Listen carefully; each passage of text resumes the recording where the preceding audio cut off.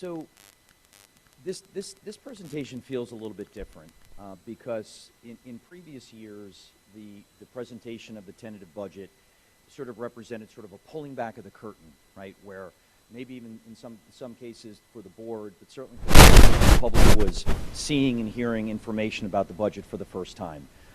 This year is very different because not only this board, but the previously constituted board has been working on this budget really since the summer. It really represents 9 months of work. And I'd like to acknowledge, obviously, Mrs. Donnelly. She joined us last January.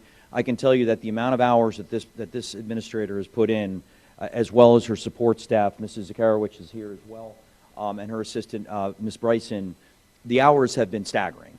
Weekends, late nights, truly committed to the process. Our Budget and Finance Committee, chaired by Mr. Lebecci, Board Member Lamb, Manning, Dr. Fernandez, and I would be remiss if I did not acknowledge Board Member Lepresti, who was the chair of this committee prior to the reorg and really spearheaded the early work on this, not only this summer, but prior to that in the gathering of 15-year longitudinal data. It has truly been a collaborative effort, and I have to acknowledge, I think we have the president of the HDEA here as well, Mrs. DeSaro. They were also partners in this process as well, as I'll expand upon as we move forward in the process. The presentation will be broken up into 2 portions. The first I will deliver, which will talk about what the investments are in this budget, the efficiencies that we realized in order to balance the budget, as well as persistent challenges presently and moving forward. I'll then pass the microphone to Mrs. Donnelly, and she'll talk more on the number side of things. Understanding the context of the presentation tonight, so this represents the tentative budget, and it's tentative in that it is submitted to the county by March 27th. It's entered into the system by our business office, certified, and then sent to the county for review. We received that budget back. And Mrs. Donnelly, how many weeks typically between submission and our receipt? They have to have it back to us. I believe it's by April 22nd. Okay. Something like that. So by April 22nd, and then we would have a final budget hearing on the 29th. Now, just kind of a word on that. If the board the district were to receive any additional revenue between now and the public hearing on the 29th, the district could incorporate that additional revenue into the budget in advance of the final public hearing, if it were to be used for the operational budget. And then, again, the public hearing on the 29th. So when we think about the budget, we talk about the budget and its numbers, and we're crunching numbers, and we're talking about deficits, and we're talking about tax levies. But sometimes, I think oftentimes, we sort of don't see the forest for the trees in terms of what this is all about. What are we trying to accomplish with our budget? And what we're really trying to accomplish with our budget is maintaining a fidelity to the board-approved mission statement of the district, as well as not only the board-approved strategic plan, but a strategic plan that was developed inclusively by feedback from all of our stakeholders, community members, faculty, administration, board members, and students. And that will be a theme that I will come back to repeatedly over the course of this presentation. And if you're wondering how the students were involved in the development of the strategic plan, and you'll see later in the budget, we survey all of our stakeholders on an annual basis to track progress annually on our strategic plan, and one of the groups of stakeholders that we survey on an annual basis are our students. So when we think about our budget goals, and I'm really going to avoid going bullet point by bullet point, but when you think about our goals, they kind of are themed in various ways, and not in any particular order of priority.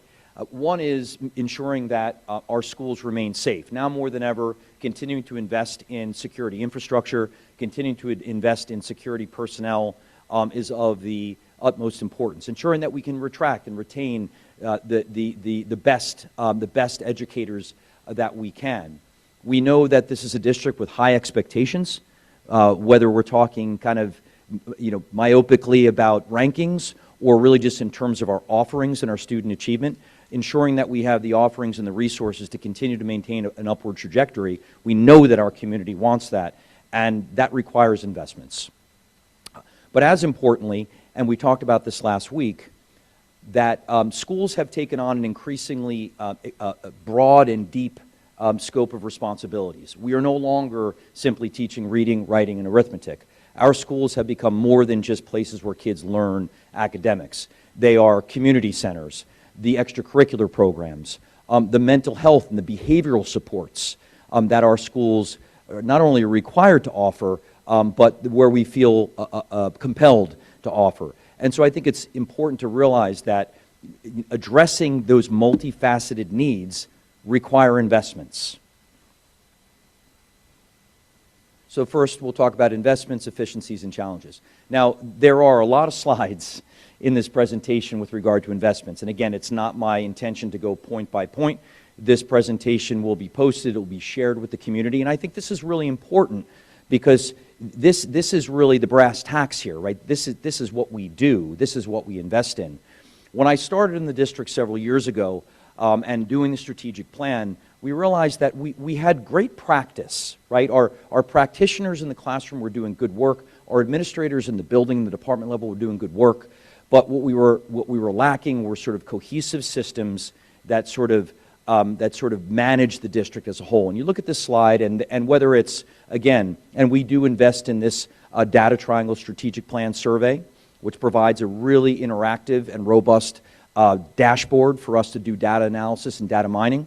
This year, adopting the Atlas Curriculum Management Platform, which enables us to have all of our curriculum in a digital warehouse where we can really get some great analytics on, do we have gaps in the standards? Are our transition points between grade levels? These things, they're not necessarily the kind of things that make worthy tweets or Instagram posts, but anybody internally knows that these kinds of investments are what continues to drive student achievement. This year, investing in the Parent Square platform, which provides a unified place and space where parents can receive updates. And again, a host of investments in school safety, whether it's our anonymous HIB reporting app, our School Pass, which is our visitor identification system, LineWise software, which enables us to identify behavioral threats that are emerging through messages or writing that students are doing on our devices, and last but not least, investing in a district security specialist to ensure that our security practices are modernized and up to date. We know that student wellness is becoming increasingly important. The data doesn't lie. There is a mental health epidemic in our country, and it's not only for young people, it's for people of all ages. And so we know that if our students are not in the right mindset, if they're not in a good social emotional state, they can't be at their best, and they certainly can't learn. And so whether it's the recent introduction of the Effective School Solutions program at the high school, the Effective School Solutions program provides a therapeutic setting that's embedded within our school. It is a budget-neutral investment because what it does is it enables us not only to bring students who were previously at a district back home to their community school, which is exactly where we want them and oftentimes their parent wants them, but it also is a step-up setting for students who might be in the pre-stages of having to go out to an out-of-district placement. And it really works in concert with our outstanding counseling department. The folks who staff that program have credentials, and this is no shade at our own counseling staff, but it's a different qualification, it's a different licensing that enables them to do certain things that our own counselors couldn't. Now, if this program was not budget neutral, it probably wouldn't have stayed in this budget. It would have been an efficiency. It's only because it's budget neutral that we've been able to retain it and, of course, the value it brings. Our Character Strong curriculum, which is now in year 1 of implementation in the classrooms. Professional development. You know, you'll see in the efficiency slide later, we did have to cut down our professional development line. That's okay because we're making a pivot to really leaning more on our own people. We have some outstanding experts and qualified people right here in the district, and we're really being more thoughtful about the PD that we pay for, whether that's sending people out or bringing presenters in. But still, this is a key spoke, right, in the wheel of what we do, is ensuring that our staff is staying up to date on best practices and being trained. Curriculum and instruction. Now understanding that, balancing screen time and balancing technology usage, but perhaps one of the most effective developments in technology in the educational space are the digital platforms that we can use, not only for a diagnostic assessment of our students and having real-time immediate data on specific standards in which students need reinforcement, but also then being able to provide students with adaptive path software where they can be remediating at their level. In this day and age where we are really trying to realize the dream of differentiation, this type of software is absolutely critical. And even amidst the budgeting challenges, being able to add new courses that are budget neutral, and our teams, our curriculum teams, our principals have done an outstanding job. And I do want to hover over that item because I'm extremely excited about the new courses that we're adding, particularly at the middle school and high school. Digital citizenship and technology and society for our grade 7 students. That will be a course that every one of our 7th graders take. Obviously extremely critical. Grow It Green, sustainable gardening and environmental science, nutrition essentials for peak performance, and on to the high school level, adding 2 additional AP courses, AP Business and Finance and AP Cybersecurity, money markets and investing, podcast production, Honors United States History 1 and Honors United States History 2. Pretty impressive, amidst financial challenges, being able to do this by becoming more discerning about the courses that we can maybe winnow out and putting new, more current offerings in. And note that these are courses that we've gotten feedback from our community members and our constituents that, I can name, for example, investment, cybersecurity. These are courses that our constituents are coming to us and saying, we really want to see these courses, and we are fulfilling that promise. Advanced coursework in college readiness. This is directly from the strategic plan. We did an exponential leap a couple of years ago. I think we went from offering 3 dual enrollment courses to 18. And for those of you who don't know what dual enrollment is, this is where students are sitting for a college level course here in our own school. There are some certification requirements and degree requirements for the instructor, but students can, whether it's APs or dual enrollments, we now offer 18 dual enrollment courses with a host of different universities, including NJIT, Seton Hall, and a number of others. Continuing to build access to advanced placement for you ranking folks, and I'm a competitive guy. I want to see them keep going up. The key metric when you talk about raising rankings is the percentage of your students in high school who have taken at least one AP course over the course of their high school career and most importantly have received a 3 or higher on that exam. And the reason why our rankings have gone up, though not necessarily as fast as some folks would like, but the reason why they've continued to go up is because we have continued to increase the percentage of our high school students that are taking AP courses while simultaneously maintaining high performance on those tests. Technology, right? This is, and again, with the caveat that we understand, and one of the goals that we're looking at next year is to really take stock of our practices. There's been a really more of a, not only, it's actually been a movement that's coming both grassroots from our families, but also coming from within the profession, from the educators themselves, starting in the wake of the pandemic to say, like, are we overemphasizing devices? Are our kids on devices too much? So that is something that's on our roadmap for next year, but still, we understand that technology, it's necessary. So we understand that we have to continue to swap out Chromebooks. Our 9th graders, when they come into high school, get brand new Chromebooks that they keep with them, hopefully, for their 4 years. And obviously continuing with the platforms that are supporting the various subject areas. Mathematics and STEM.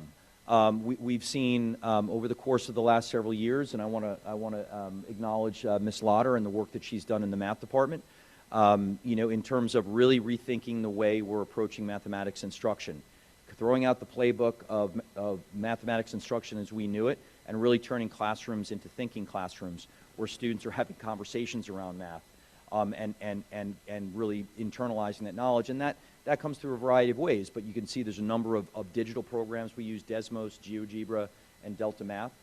And on the science side, we've invested in, this is now a couple years, and Mrs. Colleen has done some outstanding work in introducing the Open SciEd science program. Some bumps in the road initially, right?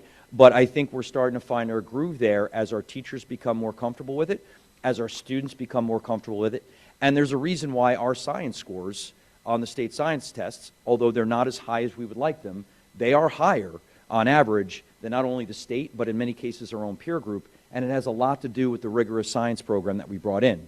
The hydroponics lab, and robotics teams. If you've been following my newsletters, our robotics teams qualified for the states. They narrowly missed out on going to the Worlds in Houston.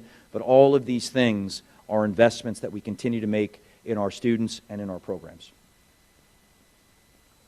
English language arts and social studies, right? English language arts is the foundation for everything, regardless of the subject area. This is, whether you're talking about, again, universal screening tools, progress monitoring tools, particularly in those early grades when we're building literacy skills from the ground up. The use of data is absolutely critical. And I have to tell you, and I have to compliment our elementary educators in particular, they are expert users in data. It drives everything they do in their classroom in terms of grouping students, in terms of providing students with differentiated learning and differentiated experiences. And the use of digital tools has really made that exponentially more efficient for teachers, where literally, if any of you know early literacy, used to be running records, right? Teachers would literally make notations by hand on a piece of paper, on a code sheet, while students were reading text. And now we can get this data in real time, disaggregated, comparing it to the national norms, local norms, et cetera. And social studies, right? Sometimes we sort of forget about social studies, right? It's not a tested area, but what a critical area it is, right? This is where students learn the so what of history. This is where students you contextualize current events and make meanings of those things, whether it's doing database questions and obviously continuing to expand our AP and dual enrollment opportunities. Career readiness, life skills, VPA, the Naviance platform. And I still think we are continuing to unpack the potential of Naviance. We're using it well. I want to continue to see us push that platform further down, so we're getting kids taking inventory of sort of who they are, their personality, the kinds of things they're good at, the kinds of things they like, because those are the building blocks. Because let's face it, kids generally, most kids don't know what they want to be, right, in 8th grade. But they have to make decisions about their coursework and their sequencing, right, going into 9th grade. And so equipping them with the greatest degree of self-awareness and knowledge is absolutely critical. And of course, our arts, right? We know how important the arts are. And oftentimes, arts are the first thing to go to the wayside. And I sincerely hope that that's not the case moving forward, right? Because you need only go to a play or a concert, see the jazz band perform, to just see the magic of arts education. And our kids are just supremely talented. And by the way, our music programs are one of the primary draws that way we retain students from VOTEC schools. A lot of the students that choose not to go to the VOTECs are musicians, and they don't have those programs there. So it continues to be a really important draw for a lot of those students. Again, sometimes, PE, but no, this is important, right? We know that there are national trends that are concerning with young people, whether it's childhood obesity, whether it's just, being sedentary. And so ensuring that our kids are getting regular activity in school and our health education curriculum, extremely critical. Whether it's substance abuse prevention, whether it's just teaching kids how to drive safely, it continues to be an extremely important part of, and obviously, world languages. We live in a global society, and we are blessed to offer a number of different languages. And that's something where moving forward, we're going to endeavor to maintain those programs, but, we offer 5 languages at the high school. And this is important to give students those options. Computer science, design thinking. We are bringing a fidelity to the K-12 pre-engineering standards. We have an extremely robust K-16 program in coding, getting kids started with that early. Our middle school programs, our kids are using laser cutters and 3D printers and fabricating things from scratch and patenting and developing things that literally could be patented. All of those programs only come with strong investment through the budget. Okay, so I'm actually going to spend a little bit more time on this slide because I think you'll see later when Mrs. Donnelly talks about the revenues and what this budget proposes in terms of the tax levy. And so I think it's important for the board and for the community to understand that that we looked under just about every stone. And I think, the board members, who I want to commend, countless hours really digging deep into this budget, getting on video conferences, sending me questions, answers. They were really, really looking under every stone. And we really established efficiencies where we could. I'm going to start with, the first one, which is the hardest one. And that this budget does involve the reduction of 20 certificated positions and 6 non-certificated positions, as well as 7 hourly positions. Now, I will tell you that almost half of those positions, particularly the certificated, half of the certificated positions to date, we will be able to save those educators by attrition, meaning that we're able to move them into a position that's been vacated due to a retirement or due to a resignation. We continue to get them for a variety of different reasons. And we still have several months in the school year where we may continue to see people retire. But to date, the principals have done an excellent job of sort of moving the pieces around on the chessboard, because we've done an outstanding job of hiring exceptional people. There are very few teachers, non-tenured teachers, that, if any, that are teaching in our schools that are not outstanding. We've assured that through the kind of people that we hire. So we're making every effort. In terms of, inquiring minds want to know, well, gee, that's a lot of folks. How's that going to impact operations? How's that going to impact programming? Without going into too much detail, it is not going to impact class size to the point where people are going to be very unhappy. The class sizes will continue to be reasonably sized, and with a critical eye on maintaining them even lower at the lower grades. I will be quite frank with you, though. If we're in a similar position next year where we're cutting a similar amount of money, and we're going to cut sections, that class size is going to get up to a point where I don't think this community is going to be pleased. But for this year, we haven't crossed that bright red line, if you will. There's been very little impact on programs. I feel confidently that this budget enables us to remain very, very, very close to who we are right now. It's for that reason that we proposed the budget, and when Mrs. Donnelly talks about the numbers. You may have heard that the board worked very hard with the association to settle a budget-neutral contract.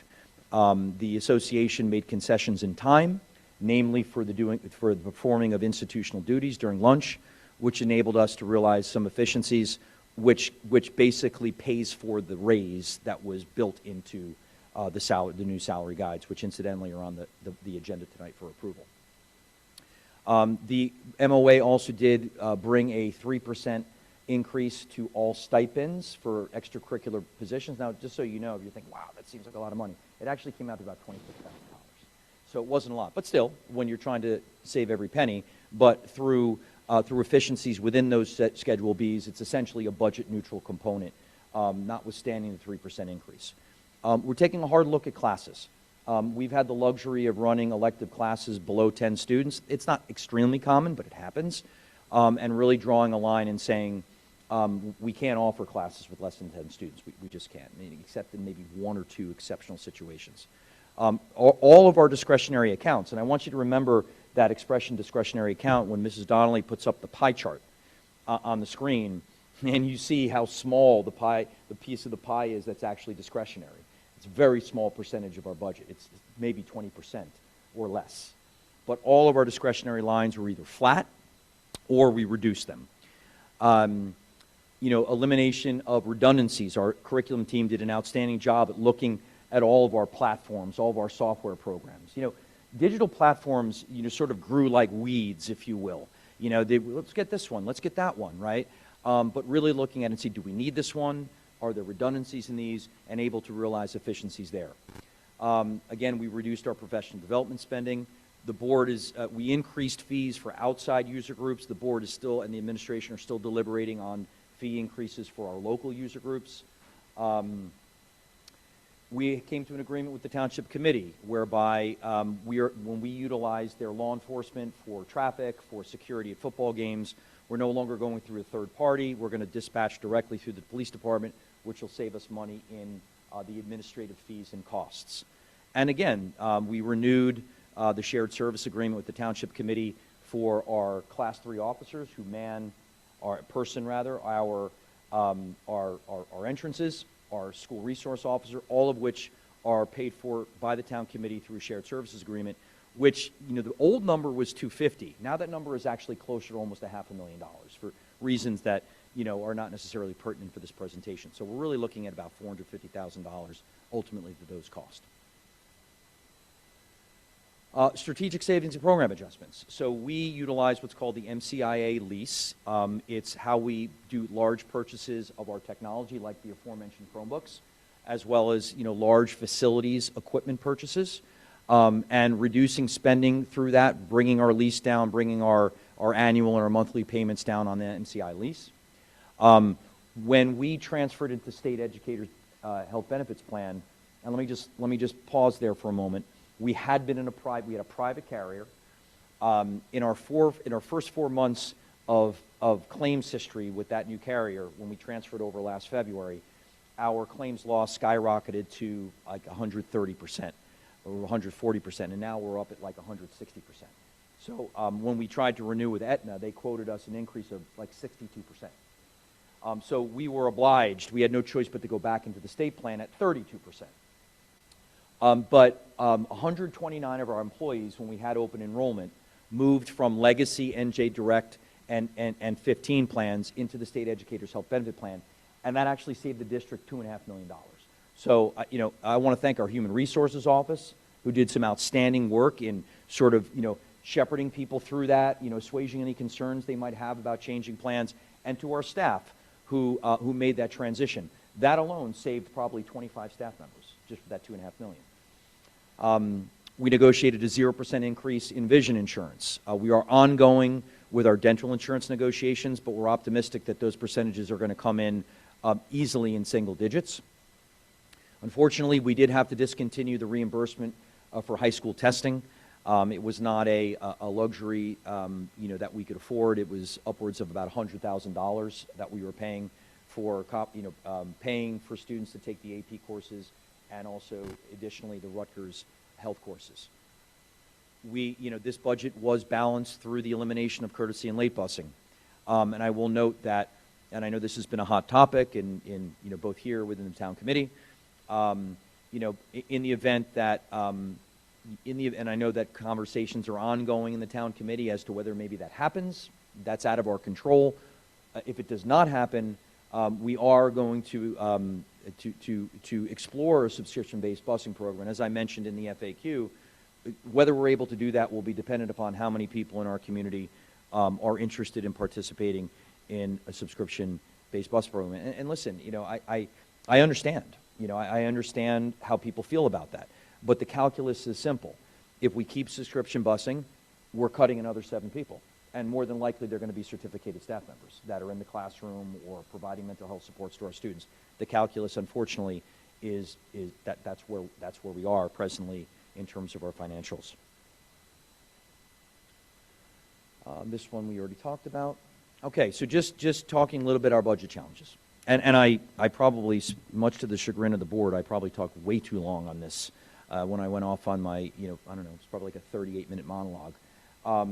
But we're in a perfect storm of economic conditions. We understand that the larger macroeconomic conditions in which we operate are troubling. They are critical, right? Whether you look at inflation, whether you look at a massive debt, whether that's federal debt, credit card debt, college debt, we have turned into a debtor nation, and all of those forces are pushing down on the local level. They're pushing down on the local municipal government. They're pushing down on the Board of Education. But the difference between us and the federal government, we can't print more money. We have to balance our budget every year down to the penny, right? And we are now in year 15 of since the 2% cap went into place in public schools under the Christie administration. And so 15 years we've been managing structural deficits. Even in good times, even providing our valued employees with a simple cost of living raise of 3%, we were at a structural deficit before we even were looking at any other kind of increase in costs, right? You look at our 2% levy here in this district, it brings us in an additional $1.3 million of revenue. It costs us, even at increment, what? in the previous contract. Sorry.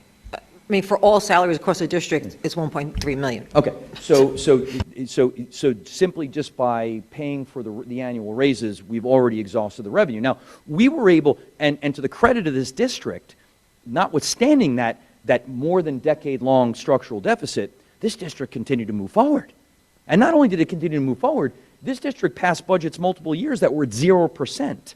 So we were already lean. Now, I'll tell you, 15 years ago, maybe there was some fat, right? Maybe public education institutions were not being as judicious in the management of their money. They certainly have been for the last 15, they've had to be for the last 15 years. So we're at the bone, and then you get hit with 32% increase. I mean, I'm not a math guy. I asked Mrs. Donnelly, it drives her nuts. But that's just simple math, right? And that's, of course, other factors, right? So the ever-increasing state and federal mandates that we have to meet, that require investments, that require personnel, energy costs, transportation costs, really our infrastructure, right? Making sure that our buildings are modernized, that are safe for our students and our staff. And then, of course, we have a big drain on our budget because we are an outstanding school district, and the vocational high schools can't wait to get their hands on our kids. They love taking our kids, right? We have I think we have approximately 120 students, grades 9 through 12, that go to the vocational schools. That is the same amount of students that Middletown sends, and they're 4 times our size. And that's over $1 million that we pay to the vocational schools. Now, I'm not here to throw shade at anybody that wants to send their kids to vocational schools. Our kids should go wherever they want to go. But it is a drain on our budget. But I have to be honest as well. I mean, many of the factors that are complicating our financial situation are macro. But we do have inefficiencies within our own schedules, right? Our middle school schedule, a number of years ago, went over to the rotating drop block. It's aligned with the high school now. We understand, parents get it, we get it as educators, that the middle school schedule is not developmentally appropriate for our kids. It just isn't, right? But one of the things about that, and we are looking at that, and we're looking to bring changes into effect for 27-28, because it takes time to bring that forward, but that schedule requires us to offer 10 electives in 7th grade and 12 electives in 8th grade. That's wonderful, and we have tremendous electives. But that is 3 times the amount that most middle schools, even in high-performing districts, offer. Typically, you offer 4. There's 4 cycles, 1 for each semester, 4 electives. But that costs money. We have teachers that teach exclusively electives. We have teachers that teach partial schedules of core academic subjects and electives. All require staff.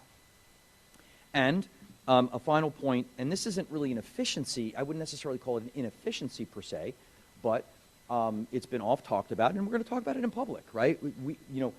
Our teacher schedules, they have both a professional period and a prep period, right?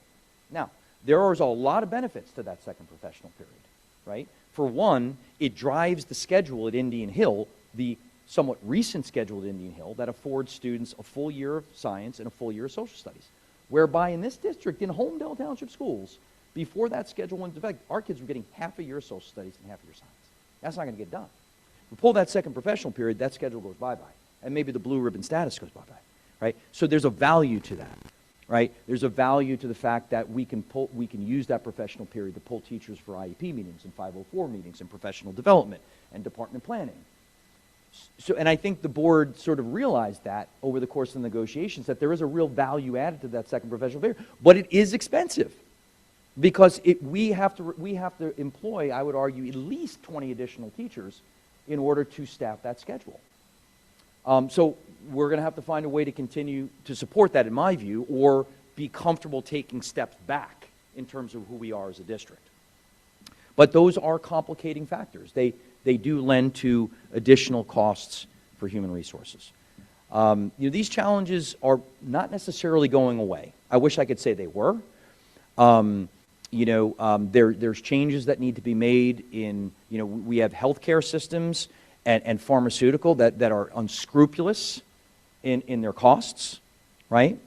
Boards of education, and this needs to be spoken to, boards of education have no flexibility, really, in terms of trying to find plans that are more affordable, right? And let me just preface this for our friends in the association. I'm not throwing shade at anyone. I'm just saying is a reality, which is that if we change plans, the language is it's equal to or better. So whereas if you're a company and your bottom line is suffering, right, you tell your employees, listen, we love you, we value you, right? But if we don't do something to change our plan, a lot of you are going to actually not have jobs, right? Boards don't have that flexibility to realize savings, and when you're running 162% claims loss, no one's touching you. You're not getting into a cheaper plan. They're avoiding you at all costs. But I think and I'm going to turn it over to Ms. Donnelly in a moment. To me, what this budget embodies is it's a true collaborative effort. It's an intensive effort on the part of many different people. And yes, Mrs. Donnelly's going to talk about it. It's not an inexpensive budget. I'll be upfront. It is asking the taxpayer, the average taxpayer, to pay an additional between $600 and $700 a year to support this vision. Right? And it's not my place to say that you should or you shouldn't. That's a decision that each of you has to kind of make in your own mind. But of course, when that 2% cap went into play, we stopped voting on school budgets, right? Before that, the board had to put the budget out to the community, and it was at the will of the community. And if the will of the community said, no, we don't want to spend $700, we like that, but we like $700 in our pocket more. Well, fine. Then the community's ruled. The community has demonstrated their will. These 9 hardworking folks, they have the unenviable task of trying to discern the will of the community and voting accordingly. And tonight, when they cast their votes, that's what they're going to do. But at least when that vote happens, you'll know exactly what the budget includes and exactly what we've done to try and be as responsible as possible with the finances. And so with that... Hey, Scott, let me hold you up for a minute. Of course. So let's open up to the board for any questions or comments you have on what Scott's presented so far. And for the public, so when we get to action item N, which is going to be questions or comments for the public on action items, that's when you'll be able to come to the mic if you had anything you come and want to talk about. So right now we'll do that, and then when Deb goes up there, because I know she's going to go through a lot of the numbers, we can do that, because I know I have a bunch of comments, but if you want to start with Ray on this side of the room, we'll just work our way around. If any board members have any comments, if you don't, it's okay. Let me interrupt for one second, please. Pete. I'm not sure if our attendees, and thank you, by the way, for coming tonight. There are QR codes up there. I don't know if you saw those, but you can scan those, and they'll give you access to the full presentation if you wanted to see that. Okay. So if anyone has any comments? Okay, I do. I have a few, actually. So thank you. Been watching a lot of these budgets for all the years, and unfortunately, this is the worst one I've seen, and obviously we know it's been coming. When I was board president 3 years ago, we saw it coming. We talked about it. We've talked about it ad nauseum for all these years. Positives, I'd love to see that our dual enrollment has continued increasing. That's good stuff. I sad to see we don't see as many, teachers being hired, but I understand why that is. And for years, I know we've added staff, we've added kindergarten, we've added AP teachers over the years, we've added coaches and specialists and a rotating schedule in the SAT school. And I know that'll be a lever we can pull if we need to. Appreciative of the township continuing the Class 3 and SRO funds. That's, we need that. I can tell you talked about the township committee. So we continue conversations with the township committee. As of after the meeting last night that ended about 10:30, I was talking with the mayor last night because I know there was conversations about courtesy busing, which I'm sure a lot of people are here for. They have a meeting April 6th with their CFO and township administrator. So at that point, we'll be getting more information back. And what the superintendent did talk about is if courtesy busing was eliminated and we're going through a subscription plan possibly, if we got money back, we're able to put it back into the budget. We can reinstitute it. And I know as long as I've sat here, my youngest graduated last year, we've had busing. We live, over by Village School, so we've had busing the whole year. I think it's about 20 years ago when the last time that this district did not have courtesy busing. And in a way, if I want to be a half-full guy, usually I'm a half-empty guy, if anything, hey, for 20 years, we've been giving courtesy busing for 20 years, that's great. And, if anyone doesn't read the papers, today, Hazlet School District got rid of courtesy busing, today. There's about 3 districts left in the county that offer courtesy busing. So, And they got rid of it for the same reason. And exactly, because everyone's in, you've seen Middletown and Montclair and Ocean Gate and small school to big schools, closing schools, selling schools, whatever they're doing. So, what you'll see the BA talk about is we have a $5 million budget or deficit. So thankfully, she'll go over a lot of ways of how we've shortened that budget. But I just wanted to talk about those things. And, thank you, Scott. And, Deb, the mic's yours. Sarika? Yeah, about courtesy busing, again, I know a lot of people, concerned about it. Last year, we got some money from the township that we earmarked to this. It wasn't meant for that purpose. We still didn't get the money, first of all, from last year, although we will. We did. We did? Okay, right. We did get that money. And what happens is, because technically, the township can't take out their wallet and just hand us $600,000, which is about what courtesy busing is. So last year, when they did the deal, and I know Alice was the vice president with Chris Damari, the township came back and said, hey, look, we can help fund it and have to earmark it. I think we put it toward maintenance, is that correct? So if that happened again, it'll be something similar to that, and then the BA basically can shift funds and move those things. But again, it's 1 year. Who knows what happens the year after that and things like this. So there's still room for them to offer us? Yes, Yeah. still possible. Up until the public hearing on April 29th. After that, we cannot change it. Okay, and we should know probably, like I said, the mayor said he's meeting April 6th with his township administrator and chief financial officer. So at that point, they will make the decision either way, and I'm sure we will communicate it to the public, and I'm sure the mayor will communicate that to the public as well. So it behooves the public to send emails to the township committee or, If prevail they upon want, I them. mean, Yeah. obviously, that's not our lane, Yeah, but right. absolutely. I mean, obviously, the township can do, the residents can do what they want, but, if I had kids, maybe I would be thinking the same thing, but yeah. Okay, Deb. Are you done?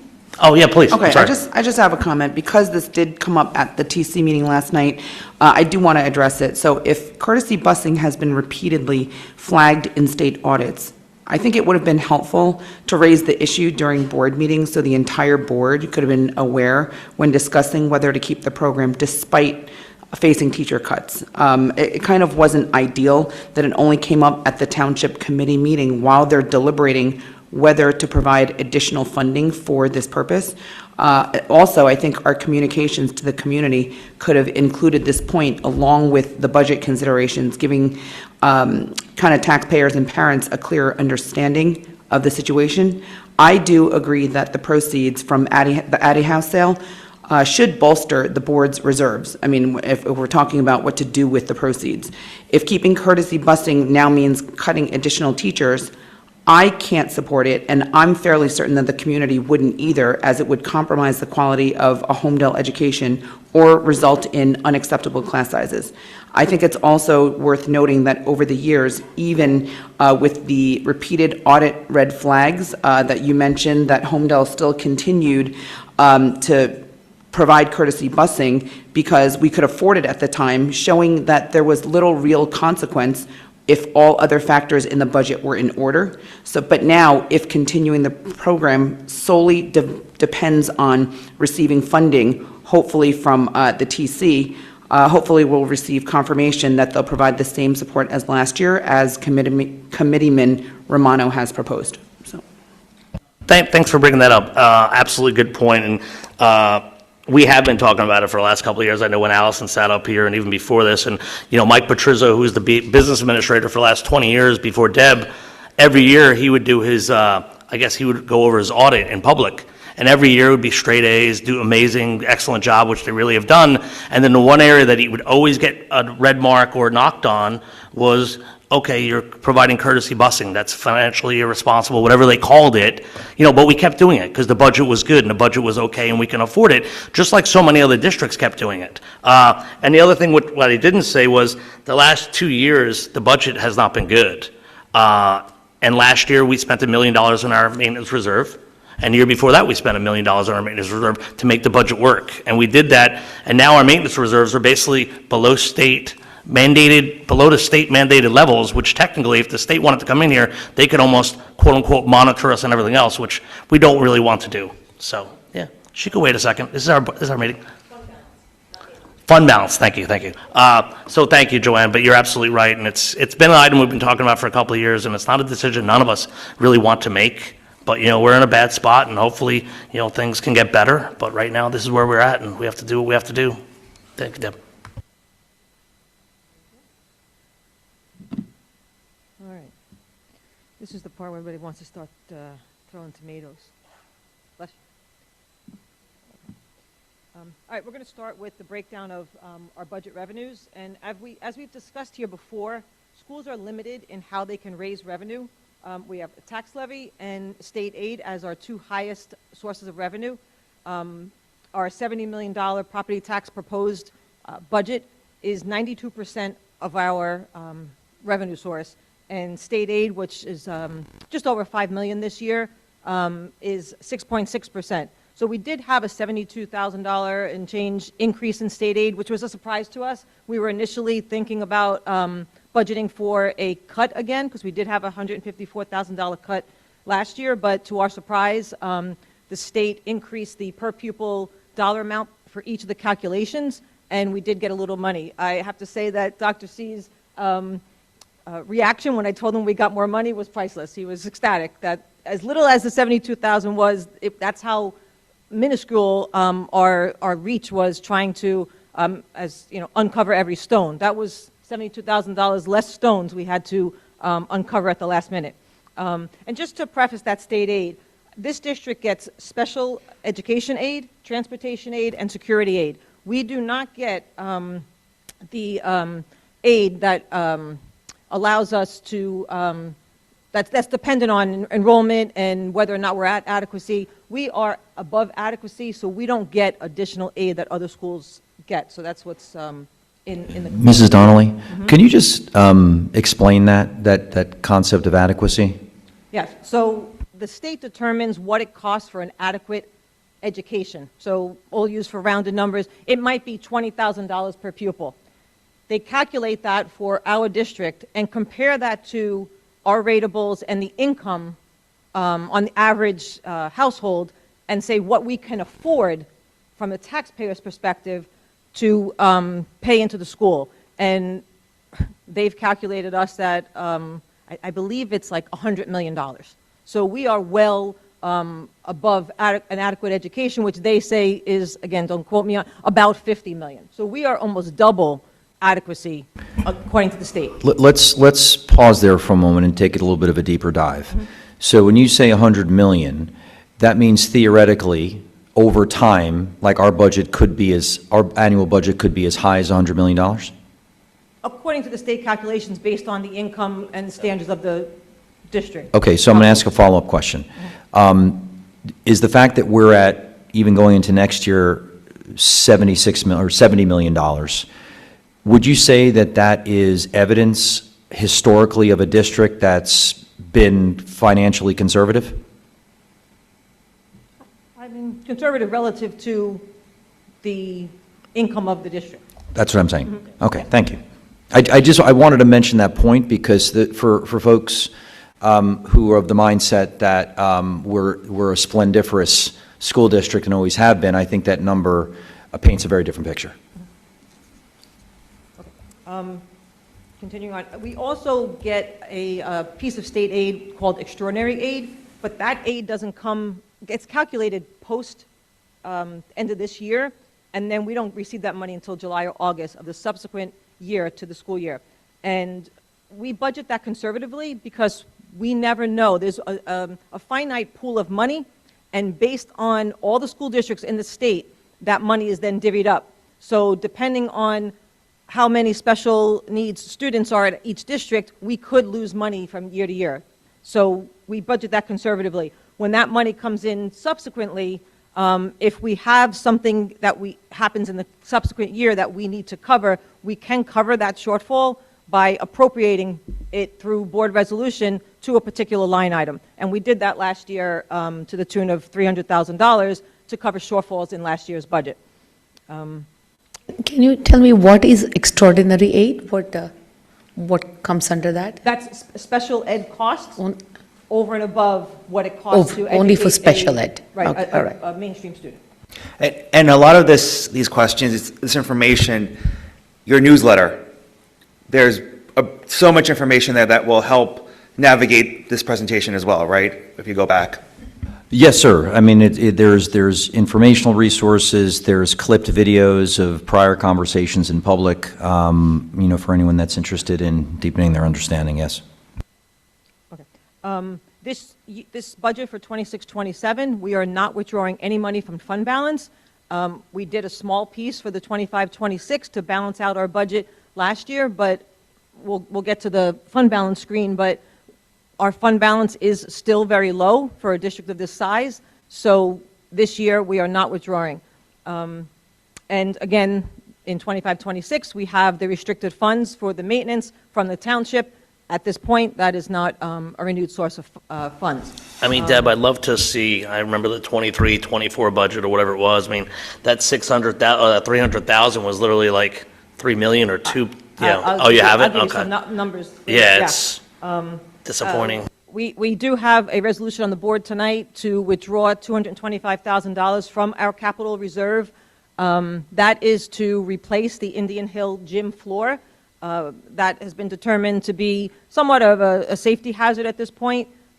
So that is our estimate. And if we decide during the year that we don't want to move forward with that project, that money will revert back to capital reserve at the end of 26-27. We do not have to withdraw it. This gives us the right to do so.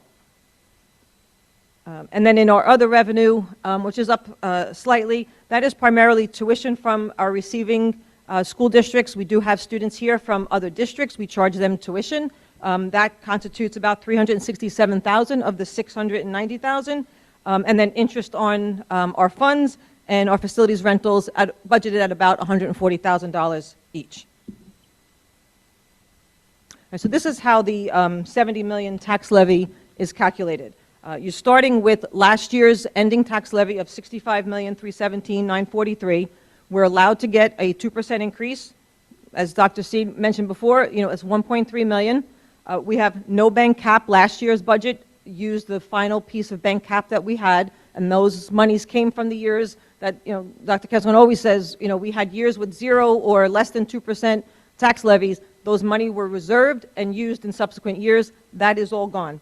Ms. Donnelly, I don't mean to interrupt, and I think that's important, and I don't pay too much mind to what's bandied about on social media, but I do know that the figures have been put out there in terms of citing this. Taxes have increased X percent over X number of years. And part of what was contributing to that was the fact that we were able to go above 2% with the bank cap, because in previous years we were at 0, right? So over time. Exactly. Exactly. So if you were looking at it as a line graph, it was flat and then it was going up. So I just wanted to call attention to that about bank cap. And then the healthcare adjustment. This is the state allows us to go above the 2% tax levy through this healthcare adjustment. The way they come up with this money, and again, this is a much larger figure than has been in the past because of the increase in the state health benefit plan. So they look at the increase in that plan, which was 31.9% at January 1st of this year. They reduce that by the 2% allowable and say you can increase your tax levy by 29.9% of last year's budgeted health care, and that's just medical, and that's net of employee contributions. And that gets us this $3.4 million that really, along with those people that moved over from those higher premium plans to the educators plan, really help close the gap on this budget. So that brings us to our 70 million, or 7.19% for our general tax levy. Just wanted to, again, we looked at this last year also, but this is our state aid history. And over the years, through the calculation of the state aid, they shifted funds to districts that were more below adequacy than districts of our, less, I guess, adequate need. And you can see where years in the past we were getting an extra 700, 600, 400, and then 25-26 really hit us with a reduction of 154,000. So we can't rely on any increase in those funds at this time. And I think this slide shows how much it fluctuates. So it's so unpredictable, I think, is also a complicating factor. Right. It's all based on how they take the funds that they have and, again, put it to whether it's in special ed or transportation or security, because those are the only three that we get. And Yes. Quite frankly, even if you just look at the changes from '22 to '25, even the extra money that we were getting in some of those years, it really doesn't even do anything for us, quite frankly. So we are so below what other towns are getting or other counties and such that, even if we got 620,000, yeah, that might help, but we would still have a $4 million or $4.4 million deficit at this point. So they're really, it's moot. Average that in this county that they'd be getting? I mean, like, are we below or are we? I don't know the county average of state aid. And it I mean, differs just- because if you have a district that is below adequacy, they could be, based on the size of the district, getting 4, 5, 6 times what we're getting. So it really differs. So Rick, I saw, there's many reports around the state from Cape May to High Point. I was basically talking to how most districts, it was anywhere from -3% to 3%, and somewhere in the middle. I can tell you those years from a couple of years ago, that was a lot of COVID stuff. That was the COVID influx of and it happened for a couple of years, and then that money's gone now, and now, I think this year the state still put the cap at a 6% increase. Right. So no school district got above 6% increase or below 3% decrease. So. But they have it out there, and the great majority were anywhere, again, between 3 and -3 was pretty much the sweet spot, or where we are, basically almost flat, right? I mean, Which is good. And keep in mind, I think Newark at this point is getting about over $1 billion, and they have, that's a billion, the school district. They're getting over $1 billion that their scores continue to decrease, and it's just an underperforming district year after year after year. They keep throwing money at problems, and they're not fixing anything. All right, so back to the fund balance history. We spoke about this in depth at, I guess it was a meeting in February, but I thought it was still important to show this. So if I went back to June 30 of 2021, and our total fund balance, which included a $2.5 million maintenance reserve and a $3.5 million cap reserve, and an unassigned fund balance of $2.7 million, and then other little numbers, but it was $11.5 million. At 6/30/25, our total fund balance was $2.6 million, a decrease of $8.9 million. Again, to Mr. Reddy's note, over the years, we have balanced the budget by utilizing monies that we saved in previous years because we were financially astute and squirreled that money away. But at this point, the acorns are gone.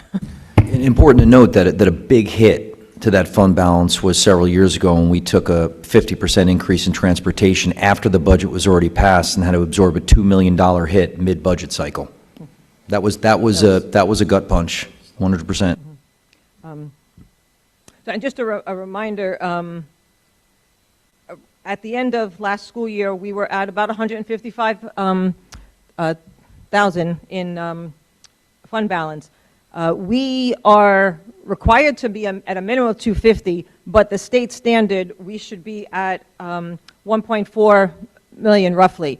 So the goal is to get us to that state max so that we have a healthy balance. State minimum? No, the max we can have is the 1.4. Got it. Right? But you want to be there. You can't be below 250. Otherwise, then you have bigger problems. Sorry to interrupt with the money that you were talking about using for the Indian Hill floor. Is that the rest of the reserves? Are we at like 0? I don't know what the balance is right now. No, the cap reserve right now is 1.4. So we'll utilize the 225. And if there are any funds left over at the end of 25-26, then we could designate money to go and replenish that funding. Deb, do you want to spend a minute talking about, like, if board members don't know, like, say a boiler goes, and a boiler could be 600,000, or a couple of years ago we had a chiller go. Obviously, we had a good capital reserve, good maintenance reserve, so it really didn't impact us negatively. But if you're a district and you don't have that balance or those reserve funds, you have a big problem on your hands, because otherwise you're going to have to go out for referendum or something like that. Isn't that the purpose of having those maintenance or reserve funds? So if something bad happens, you're protected, right? Right. It's like a savings account, basically, right? But it's restricted for certain purposes. We Correct. can't take this money that we've already set aside and restricted and cover operating costs. That's Right. not allowed. And that's why previous BA for years, it would be, if we were raising either of those funds, he was like, okay, hey, our maintenance reserve fund is pretty healthy, let's hit the capital reserve fund. He knew what was coming down the road a little bit, so he could prepare accordingly, so, which was his plan.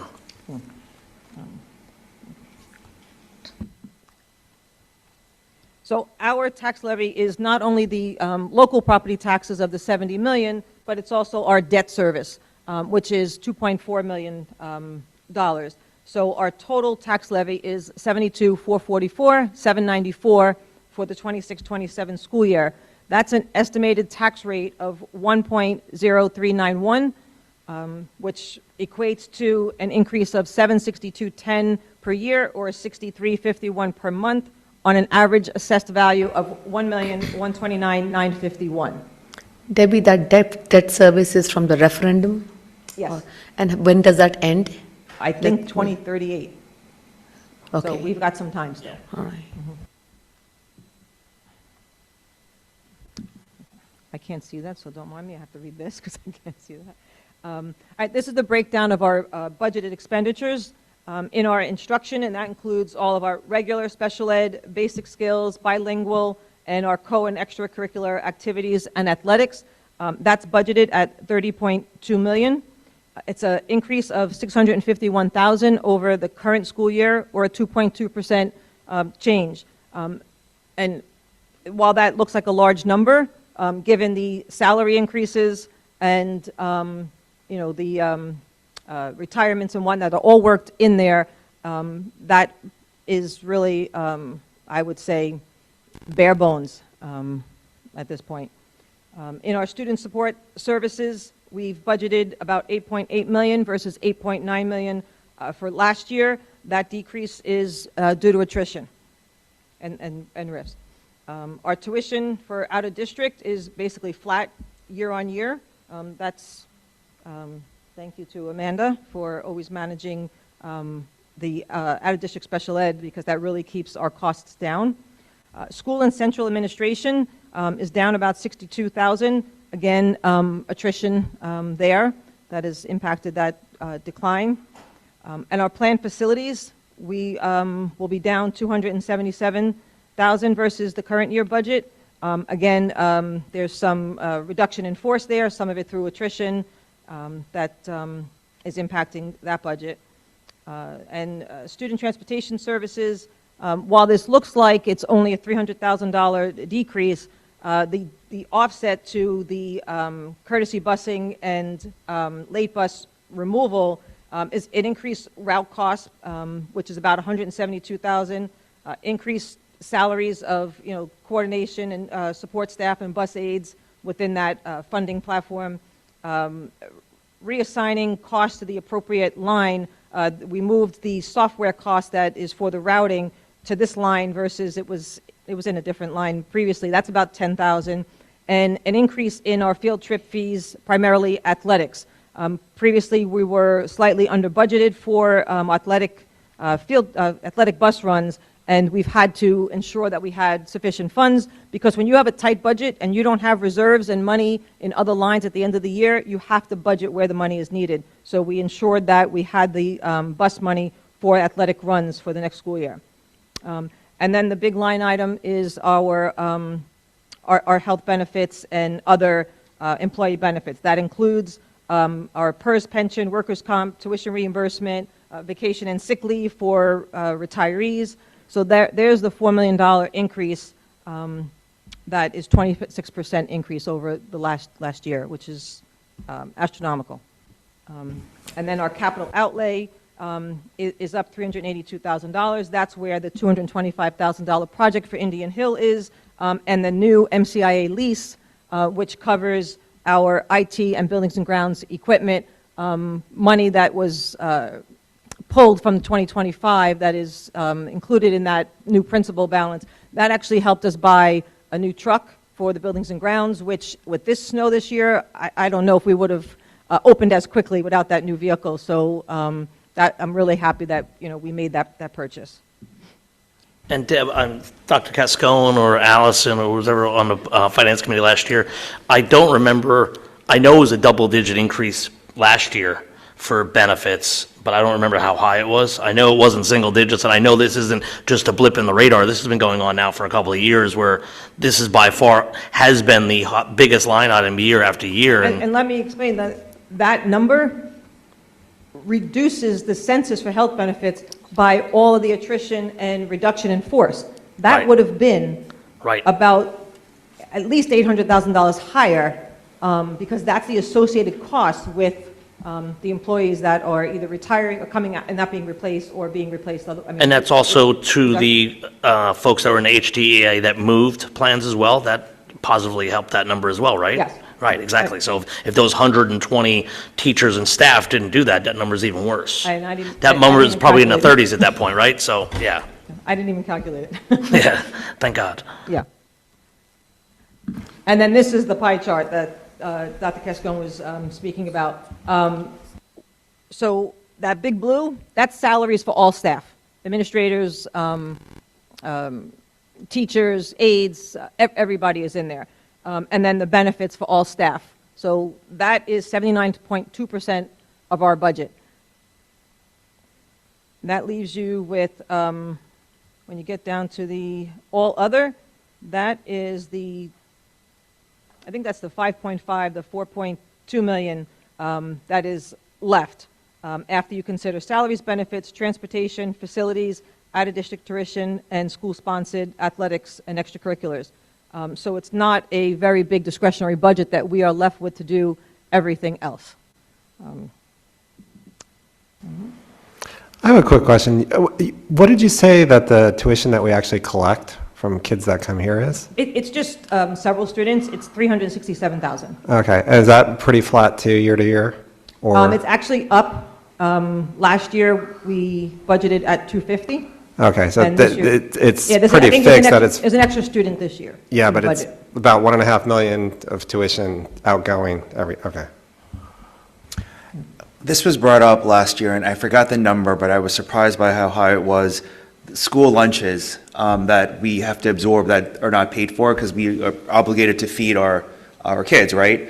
Where does that come out of our revenue we generate from the vendor, or does that come out of our fund balance? How are we reconciling that? That's all in the enterprise fund. So Okay. It's not impacting us A at the budget. time. Okay, very As good. long as the food service continues to maintain a fund balance and have adequate funding, we're not supplementing that. Okay. Do you remember what that number was?